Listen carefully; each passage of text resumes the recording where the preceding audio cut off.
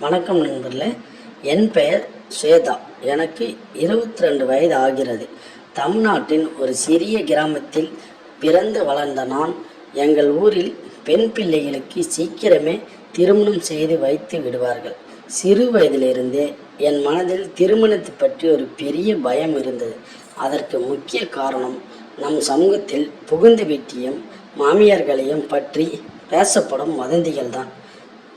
மாமியார் மருமகளை வாழவிட மாட்டாள், நாத்தனார்களின் தொல்லை தாங்க முடியாது, வரதட்சணைக்காக பெண்களை படுத்தி எடுப்பார்கள் என்று பல கதைகளை கேட்டு வளர்ந்தவள் நான். அதனால் புகுந்த வீடு என்பது ஒரு பெண்ணுக்கு பாதுகாப்பற்ற இடம், அங்கு நாம் மிகவும் எச்சரிக்கையாக இருக்க வேண்டும் என்ற எண்ணம் என் மனதில் ஆழமாக பதிந்திருந்தது. ஆனால் எனக்கு திருமணம் முடிந்த நான் என் புகுந்த வீட்டிற்குள் நுழைந்த போது என் எண்ணங்கள் அனைத்தும் தலைகீழாக மாறின.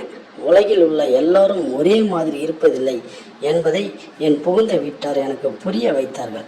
என் மாமியார் கௌரி அம்மா நான் அந்த வீட்டிற்கு வந்த நாள் முதல் என்னிடம் மிகவும் அன்பாக நடந்து கொண்டார். ஸ்வேதா, ஆரம்பத்தில் நாட்கள் வீட்டை பற்றி கவலைப்படாமல் உன் கணவரிடம் அதிக நேரம் செலவிடு, வாழ்நாள் முழுவதும் நீ எங்களோட தானே இருக்கப் போகிறாய், சமையலை அப்புறம் பழகி கொள்ளலாம் என்று அணைத்து கொண்டார். என் கணவர் ஆகாஷ் ஒரு தங்கமான மனிதர். என்னை ஒரு குழந்தை போல பார்த்து கொண்டார். என் நாத்தனார் கவிதாவும் என்னிடம் ஒரு தோழியை போல பழகினாள். பணம், பாசம், அந்தஸ்து என எதற்கும் அந்த வீட்டில் குறையில்லை. எனக்கு ஒரு நல்ல குடும்பம் கிடைத்து விட்டது என்று நம் மனதார கடவுளுக்கு நன்றி சொல்லி கொண்டிருந்தேன். ஆனால் அந்த மகிழ்ச்சி சில நாட்கள் தான் நீடித்தது. திருமணம் முடிந்து 2 வருடங்கள் கழிந்தன. நான் மெல்ல மெல்ல என் அறையை விட்டு வெளியே வந்து வீட்டின் மற்ற விஷயங்களை கவனிக்கத் தொடங்கினேன். அப்போதுதான் அந்த வீட்டில் நடந்த ஒரு விசித்திரமான அதிர்ச்சியூட்டும் விஷயம் என் கண்ணில் பட்டது. அதை என்னால் நம்பவே முடியவில்லை. வீட்டில் உள்ள அனைவரும் நல்ல ஆடம்பரமான உடைகள் அணிந்திருந்தார்கள், விதவிதமான உணவுகளை உண்டு மகிழ்ந்தார்கள். ஆனால் அந்த வீட்டின் பெரியவரான என் மாமனார் சிவகுமார் மட்டும் எப்போதும் ஒரு மூலையில் ஒடுங்கி போயிருந்தார். அவரிடம் உடுத்திக்கொள்ள 2 ஜோடி பழைய துணிகளை தவிர வேறு எதுவும் இல்லை. எப்போதும் வாடிய முகத்துடனே வலம் வந்தார். ஒரு நாள் மதிய உணவு நேரம். குடும்பத்தினர் அனைவரும் டைனிங் டேபிளில் அமர்ந்து சுட சுட சாப்பிட்டு கொண்டிருந்தோம். அப்போது என் மாமியார் கௌரி ஒரு பழைய அலுமினிய தட்டில் உணவை எடுத்துக்கொண்டு சமையலறையின் பின்பக்கத்திலிருந்து ஒரு உடைந்த நாற்காலியால் அருகில் வைத்தார். அதை பார்த்து நான் அதிர்ந்து போனேன். அந்த தட்டில் இருந்தது 2-3 நாட்களுக்கு முந்தைய லேசாக துர்நாற்றம் வீசக்கூடிய பழைய சோறும் காய்ந்து போன குழம்பும் மட்டும்தான். என் மாமனார் சிவகுமார் அந்த உணவை எந்த ஒரு எதிர்ப்பும் காட்டாமல் மௌனமாக கண்ணீருடன் சாப்பிட்டு கொண்டிருந்தார். மற்ற அனைவரும் அதை சாதாரணமாக பார்த்து கொண்டு தங்களின் சூடான உணவை ரசித்து சாப்பிட்டனர். தன் தந்தை கெட்டுப்போன உணவை சாப்பிடுகிறாரே என்ற கவலை என் கணவர் ஆகாஷிடமோ நாத்தனார் கவிதாவிடமோ துளியும் இல்லை. என் சொந்த வீட்டில் நான் பார்த்த சூழலே வேறு. என் அம்மா எப்போதும் முதல் தரமான சூடான உணவை தான் அப்பாவுக்கு பரிமாறுவார். அப்பா சாப்பிட்ட முடித்த பிறகுதான் நாங்களே சாப்பிடுவோம். ஆனால் இவ்வளவு படித்தவர்கள் வாழும் இந்த செல்வந்த குடும்பத்தில் ஒரு குடும்ப தலைவருக்கு ஏன் இந்த நிலைமை? என் மாமியார் ஏன் அவரிடம் இவ்வளவு மோசமாக நடந்து கொள்கிறார் என்று எனக்கு புரியவில்லை. ஆரம்பத்தில் ஒரு 10 நாட்கள் நான் இதை பார்த்து கொண்டு மௌனமாக இருந்தேன். புதிய மருமலாக போய் எப்படி கேள்வி கேட்பது என்ற பயம் எனக்குள் இருந்தது. அதனால் என் மாமனார் அந்த துர்நாற்றம் வீசும் உணவை விழுங்க முடியாமல் தண்ணீரை அதிகம் குடித்துவிட்டு சாப்பிடுவதை பார்த்தபோது என் இதயம் கனத்தது. ஒரு நாள் இரவு அறைக்கு வந்ததும் என் கணவர் ஆகாஷிடம் மெதுவாக விவாதித்தேன். ஆகாஷ், உங்கள் தந்தை அந்த பழைய கெட்டுப்போன உணவை சாப்பிடுகிறார். நீங்கள் அனைவரும் அவர் முன்னால் அமர்ந்து சூடான உணவை சாப்பிடுகிறீர்களே, இது உங்களுக்கு நியாயமாக தோன்றுகிறதா என்று கேட்டேன். இதை சொன்ன அடுத்த கணமே எப்போதும் சந்தோஷமாக இருக்கும் ஆகாஷ் திடீரென கோபத்தின் உச்சத்திற்கே சென்றார். என் கையை பிடித்து உலுக்கி, ஸ்வேதா, நீ இந்த வீட்டின் மருமகள். வீட்டின் உள் விவரங்கள் தலையிட உனக்கு எந்த உரிமையும் இல்லை. என் தாய் தந்தையை பற்றி பேசாமல் இருப்பதே உனக்கு நல்லது. உனக்கு ஏதேனும் குறை இருந்தால் என்னிடம் கேள், அதை விடுத்து குடும்ப விஷயத்தில் மூக்க நுழைக்காதே என்று கத்தினார். அவர் சொன்ன வார்த்தைகள் என் நெஞ்சை கீறின. நானும் இந்த வீட்டின் ஒரு அங்கம்தானே, என்னை ஏன் இவர்கள் ஒரு அந்நிய பெண்ணாக பார்க்கிறார்கள் என்று நினைத்து என் கண்களில் கண்ணீர் விழுந்தது. மாமியார் என்னிடம் காட்டும் அன்பிற்கு பஞ்சமே இல்லை. எனக்கு பிடித்த பழங்கள், பலகாரங்கள் என எல்லாவற்றையும் பார்த்து பார்த்து செய்பவர். ஆனால் தன் கணவரிடம் மட்டும் ஏன் மிருகத்தை போல் நடக்கிறார்? ஒவ்வொரு விஷயத்தையும் அவரை அதட்டுவதும் கேவலமாக பேசுவதுமேன். நாத்தனார் கவிதாவுக்கு திருமண பேச்சுவார்த்தை நடந்தபோது கூட மாமியார் என் மாமனாரை வீட்டின் பக்கமே வரவிடாமல் ஊரில் இருக்கும் ஒரு பழைய தோட்டத்து வீட்டிற்கு அனுப்பிவிட்டார்.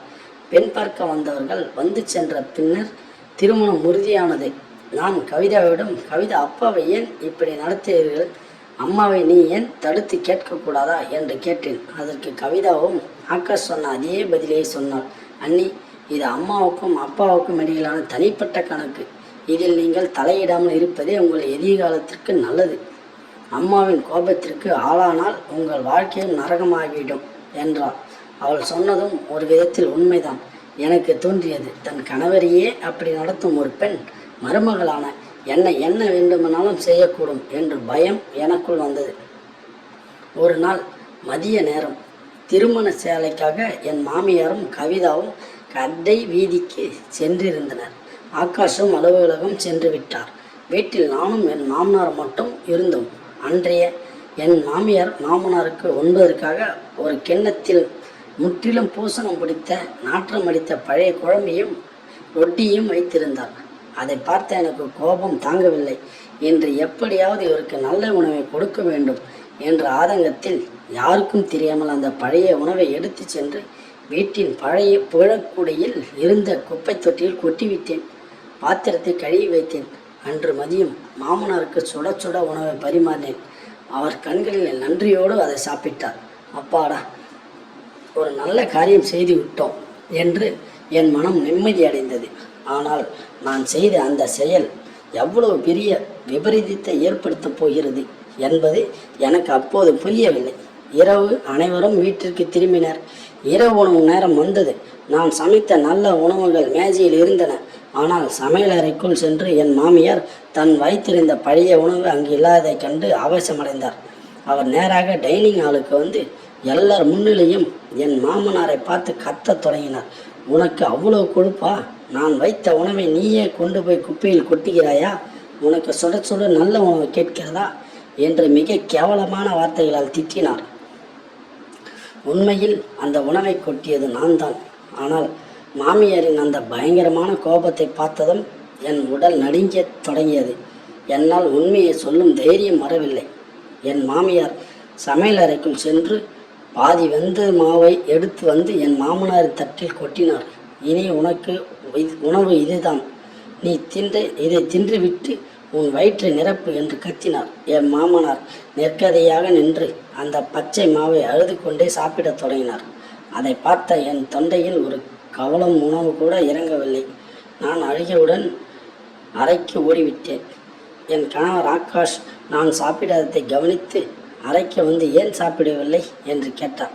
நான் கோபத்துடன் அழுகையுடனும், ஆகாஷ், ஒரு மகன் தன் தந்தைக்கு நடக்கும் இந்த அநீதியை பார்த்து எப்படி சும்மா இருக்க முடிகிறது?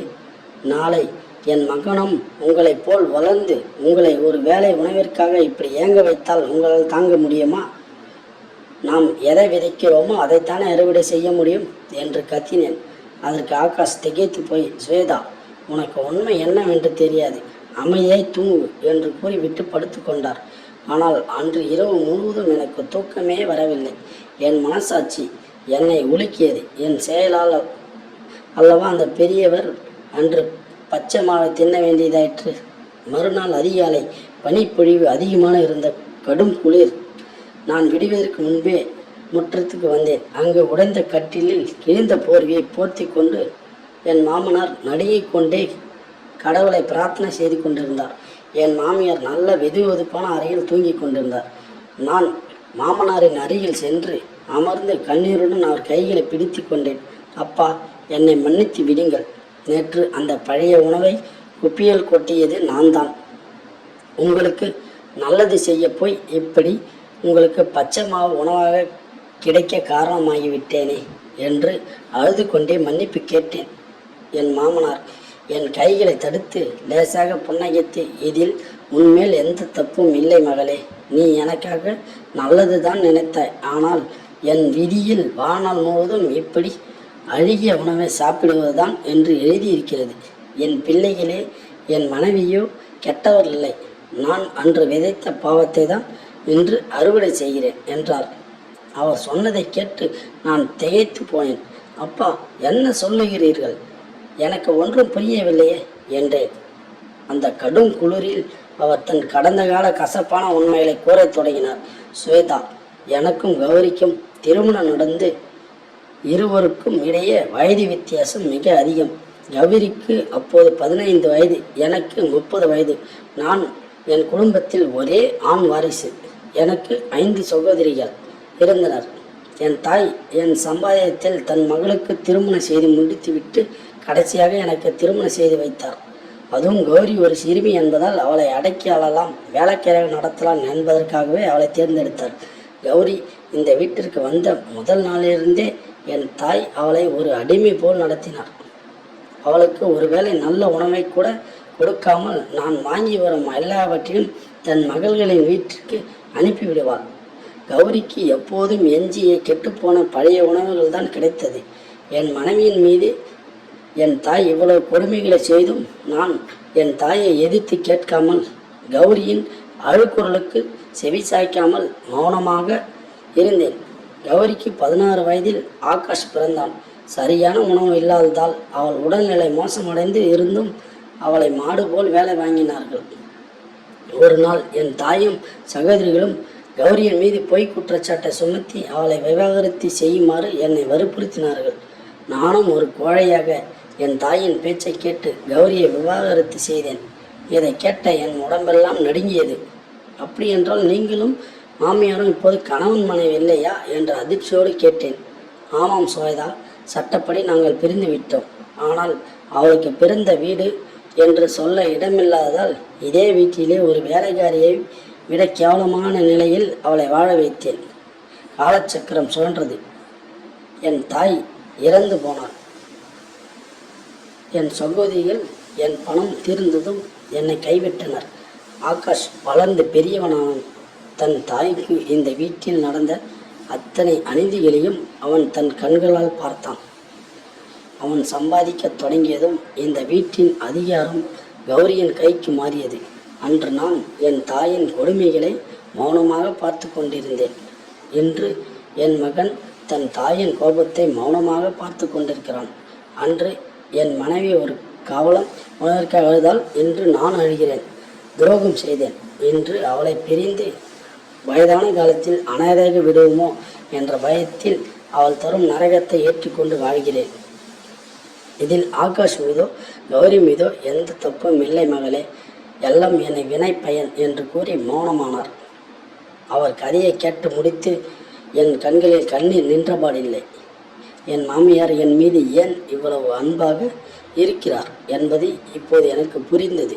தன் அனுபவித்த நரகத்தை இந்த வீட்டு மருமகன் நான் அனுபவிக்கக்கூடாது என்பதில் அவர் உறுதியாக இருந்திருக்கிறார். விடிந்ததும் அனைவரும் அறையை விட்டு வெளியே வந்தனர். என் மனதில் ஒரு புதிய உறுதி பிறந்தது. கடவுளே, மனிதர்கள் தவறு செய்வது இயல்பு. ஆனால் அந்த தவறை உணர்ந்து வருந்தும் ஒவ்வொருக்கும் மன்னிப்பு வழங்கப்பட வேண்டும் அல்லவா என்று நினைத்தேன். இளமையில் தன் மனைவிக்கு உரிமைகளையும் மரியாதையும் தராத எந்த கணவனும் முதுமையில் அவமானத்தை தான் சந்திக்க நேரிடும் என்ற கசப்பான உண்மை எனக்கு புரிந்தது. அன்று மதியம் நான் என் கணவர் ஆகாஷிடம் தனியாக பேசினேன். அப்பா தன் தவறை முழுமையாக உணர்ந்து விட்டார். கடந்த கால பழிகளை இப்படியே தொடர்ந்தால் நம் குழந்தைகளும் இதையத்தான் நமக்கு செய்வார்கள். தயவு செய்து அப்பாவை மன்னிக்க அம்மாவிற்கு புரிய வையுங்கள் என்று கெஞ்சினேன். என் வார்த்தைகள் ஆகாஷின் மனதை மாற்றின. நானும் ஆகாஷும் இணைந்து என் மாமியாரிடம் நீண்ட நேரம் பேசி அவர் காலில் விழுந்து மன்னிப்பு கேட்டோம்.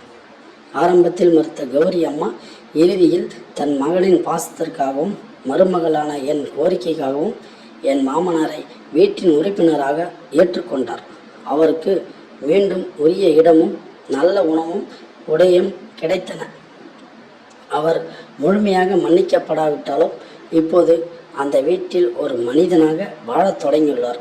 நண்பர்களே, இந்த உணர்வுபூர்வமான கதையை உங்களுக்கு பிடித்திருந்தால் மறக்காமல் இந்த வீடியோவை லைக் செய்யுங்க, உங்கள் நண்பர்களுக்கும் ஷேர் செய்யுங்க. இது போன்ற இன்னும் பல கதைகளை கேட்க நமது சேனலை சப்ஸ்கிரைப் செய்து கொள்ளுங்கள். நன்றி, வணக்கம். மீண்டும் இதே போன்ற மற்றொரு கதையில் நாம் சந்திக்கலாம்.